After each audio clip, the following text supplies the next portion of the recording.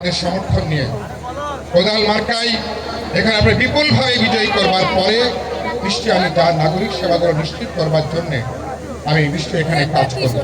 এখানে প্রধান সমস্যা সন্ত্রাস, চাঁদাবাজি, দখলদারিত্ব, জুলুম এবং মাদক। আমি একটু আগে আমি চেয়ারম্যানকে বলছিলাম কারওয়ান বাজার থেকে শুরু করে মহাখালী বাসস্ট্যান্ড পর্যন্ত এবং এমন কোনো ব্যবসায়ী নাই, এমন কোনো উদ্যোক্তা নাই কোনো না কোনোভাবে তাকে জুলুমি নিপীড়নের শিকার না হতে হয়, চাঁদাবাজির শিকার না হতে হয়। এলাকার মানুষের মনে পুঞ্জীভূত ক্ষোভ। ঢাকা 12কে বলা হয় প্রায় ঢাকার একটা নাভির মতো, বাংলাদেশের সবচেয়ে গুরুত্বপূর্ণ আসনের একটা আসন। সুতরাং আমি নিশ্চয়ই দেখতে চাইব আগামী আমরা ঢাকা 12 আসনে কোনোভাবেই আমরা এখানে মাদক চাঁদাবাজিদের লীলাভূমি চলবে এটা নিশ্চয়ই কেউ আমরা দেখতে চাই না।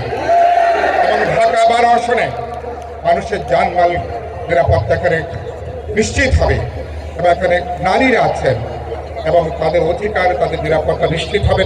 তরুণ যুবকরা যে স্বপ্ন নিয়ে আমরা অভ্যুত্থান করেছিলাম, এবার গত 1.5 বছরে স্বপ্ন অনেকখানি দুঃস্বপ্নে পরিণত হয়েছে, হতাশায় পরিণত হয়েছে।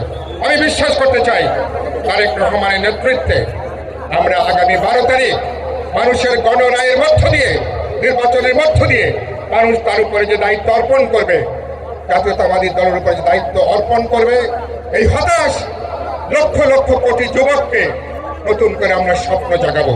তাদের কাজ থেকে শুরু করে তারা কিভাবে দেশ গঠনে তারা ভূমিকা রাখবেন, নিশ্চয়ই সেবা করে তিনি ভূমিকা পালন করবেন। এখানে শিল্প শ্রমিক আছেন, এখানে নিম্নবিত্ত মধ্যবিত্ত মানুষ আছেন, বস্তিবাসী মানুষ আছেন, অনেকে উন্নয়ন করেন। আমাদের গরিব মানুষকে বাদ দিয়ে এই মহানগর এর প্রতিটা ইট, প্রতিটা বালু, পাথর শ্রমিক, শ্রমজীবী মানুষ তাদের রক্ত ঘামে তৈরি করা। সুতরাং আমরা তাদের জন্য একটা মানবিক জীবন, গণতান্ত্রিক জীবন